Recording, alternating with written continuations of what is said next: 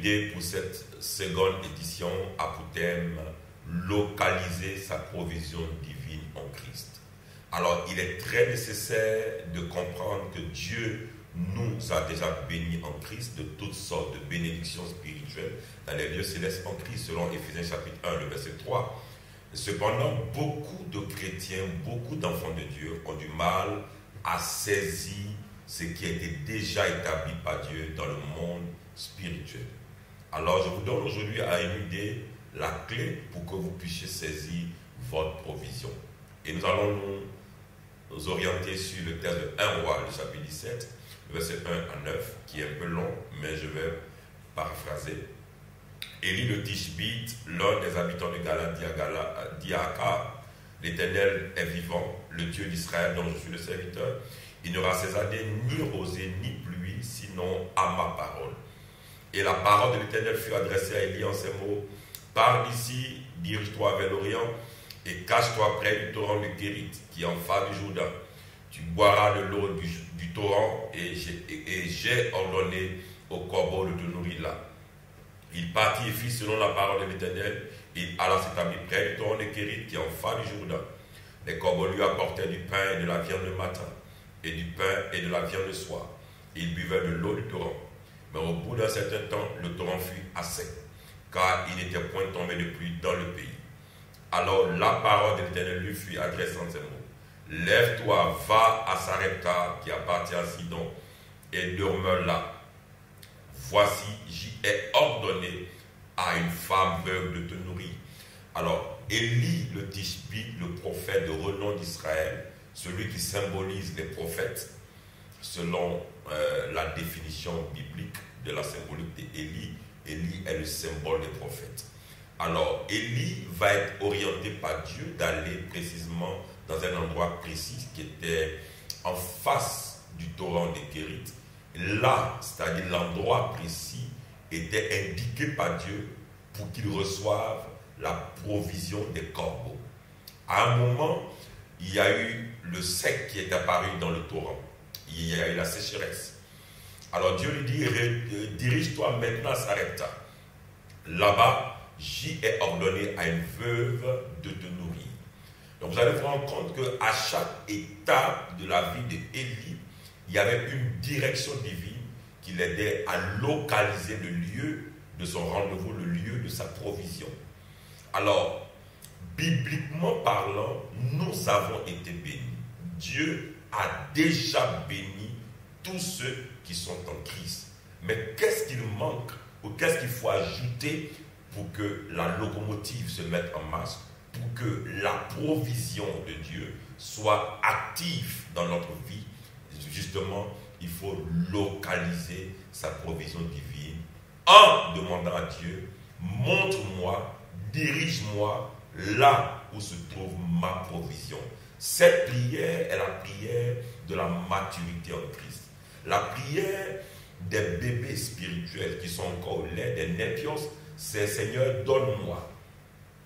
Mais la prière des matures en Christ, ceux qui vivent une idée dans leur vie, qui vivent un nouveau jour, sont ceux qui ont appris à dire, Seigneur, montre-moi où est localisée ma provision.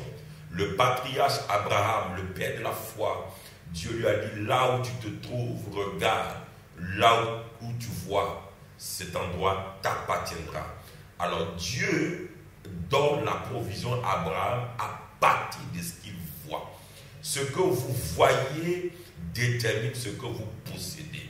Et voir pour Dieu, ce n'est pas avec vos yeux physiques, mais avec les yeux de votre foi, c'est-à-dire avec les yeux de votre imagination. Vous devez être capable de lier votre imagination à ce que Dieu a dit.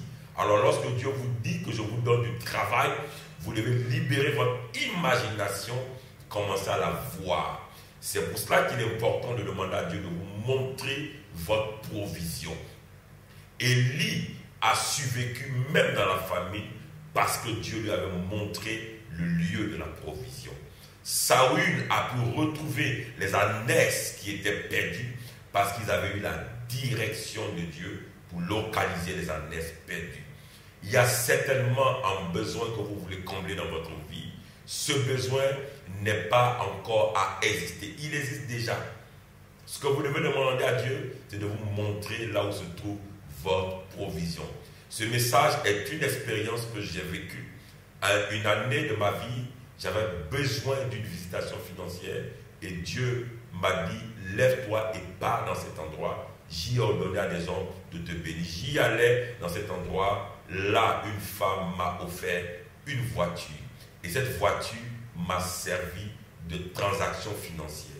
Je peux vous dire une chose, les matures en crise sont ceux qui savent demander à Dieu de leur montrer le lieu de leur provision. Pourquoi? Parce que Dieu cache ses provisions. La Bible dit que c'est la gloire de Dieu de cacher les choses, mais c'est la gloire des rois, c'est-à-dire vous et moi, parce que nous sommes les rois, de sonder les choses. Dieu cache vos provisions. C'est à vous de demander, Père, montre-moi là où se trouve ma provision.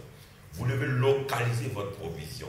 Vous devez traiter avec le Père de toute bénédiction. Lui sait où se trouve votre provision. Isaac voulait aller en Égypte quand Dieu lui a dit non, descends à Guérar, reste à Guérar, c'est là que je te bénirai.